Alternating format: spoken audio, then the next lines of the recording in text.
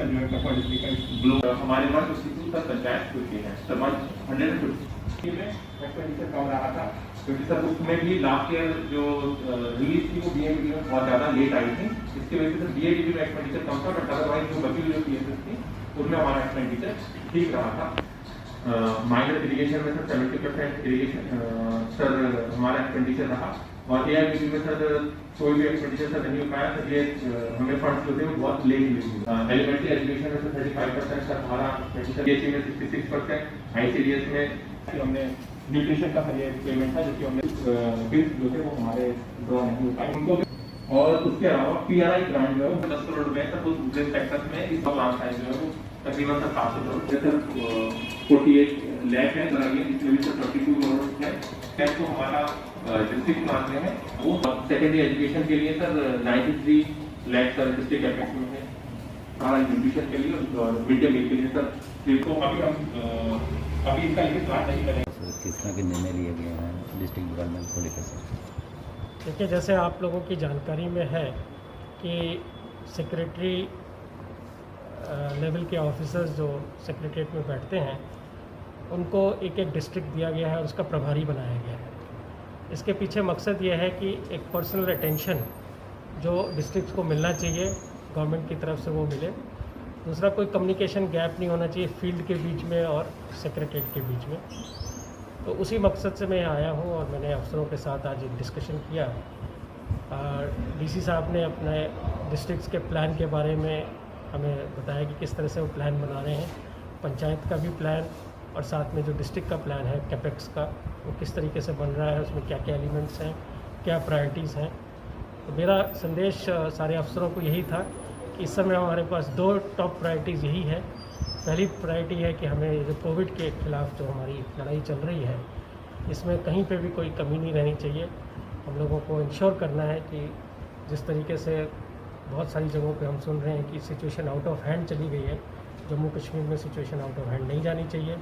हर तरीके की जो सुविधा मिलनी चाहिए नागरिकों को और जो एक श्योरिटी मिलनी चाहिए कि उनका इलाज भी ठीक से होगा और उनको जो प्रिवेंटिव मेजर्स हैं वो भी उनके लिए रहेंगे, वो हमें इंश्योर करना है। और फिर उसके बाद दूसरी प्रायोरिटी हमारी ये है कि चूँकि नया फाइनेंशियल ईयर शुरू हो गया है, हमारे प्लान्स जो हैं वो पोजीशन में होने चाहिए ताकि जैसे ही प्लान्स अप्रूव हों तो हम उनको फिर एग्जीक्यूशन में ला सकें। पिछले साल भी कोविड की वजह से हमारे बहुत सारा एक्सपेंडिचर नहीं हो सका जिस लेवल से होना चाहिए था। हम चाहेंगे कि इस साल शुरू से ही हम तैयारी करें ताकि जितने भी हमारे डेवलपमेंटल प्रोजेक्ट्स हैं, जितनी भी हमारी बेनिफिशियरी स्कीम्स हैं, इसका ज़्यादा से ज़्यादा फ़ायदा जो है वो मिलना चाहिए। जनाब के पास माइनिंग का भी सर एडिशनल चार्ज है, तो बात करें रेट्स काफ़ी हाई होते जा रहे हैं सर, रेस बजरी के लोगों को काफ़ी दिक्कतें हो रही हैं सर, उसके लिए कुछ सोचा जाएगा? देखिए, इसमें कोई शक नहीं कि डिमांड सप्लाई के गैप की वजह से लगभग 1.5 साल पहले 2 साल पहले एनजीटी का और बाद में सुप्रीम कोर्ट के जो कुछ डायरेक्शंस आई उससे जो पूरा सिस्टम था वो चेंज हुआ है। फिर उसी के मुताबिक हमने यहाँ पे जम्मू कश्मीर यूटी में भी कुछ चेंजेस लाए। मैं थोड़ा सा इसमें बताना चाहूँगा कि पहले एक लोकल लेवल पे, डिस्ट्रिक्ट लेवल पे इन्वायरमेंट क्लियरेंस होती थी। अब सुप्रीम कोर्ट की डायरेक्शन से उन्होंने कहा कि स्टेट लेवल पे state environment impact assessment authority बनाई जाएगी, वो इन्वायरमेंट क्लियरेंस करेंगे। तो उससे प्रोसेस जो था वो थोड़ा सा लेंदी भी हो गया और ज़्यादा टीडियस भी हो गया। इसके अलावा उन्होंने कुछ ऐसे डिसीजंस लिए जिसकी वजह से उन्होंने कहा कि इस तरीके से बिना ऑक्शन किए आप माइनिंग के ब्लॉक्स नहीं दे सकते जैसे पहले दिए जाते थे। तो पहले बड़ी आसानी से कोई प्रेशर लगाता था, उसके साथ में माइनिंग भी कर सकता था, लेकिन वो रेस्ट्रिक्शंस कोर्ट्स ने लगा दिए। तो हमने इसलिए ई ऑक्शंस किए। हमने लगभग 300 ब्लॉक्स पूरे यूटी ऑफ जे.एंड.के में आइडेंटिफाई किए हैं जिनकी ई ऑक्शनिंग करने के बाद उनको हमने पहले LOIs दिए हैं और अब हम उनकी लीजेस बना रहे हैं। जितनी ज़्यादा हम लीजेस बनाएंगे उतनी ज़्यादा सप्लाई बढ़ती जाएगी और धीरे धीरे प्राइसेस नीचे आएंगे। कुछ पहले से प्राइसेस नीचे आए हैं, खासकर सांबा में चूँकि हमने कुछ नई लीजेस दी हैं उससे प्राइसेस कंट्रोल हुए हैं। जम्मू में कुछ प्राइसेस कंट्रोल हुए हैं। कठुआ का भी आज मैंने असेसमेंट किया, कठुआ में अभी हमारे पास लीजेस कम हैं, इसलिए हमने अभी शॉर्ट टर्म परमिट्स कुछ दिए हैं।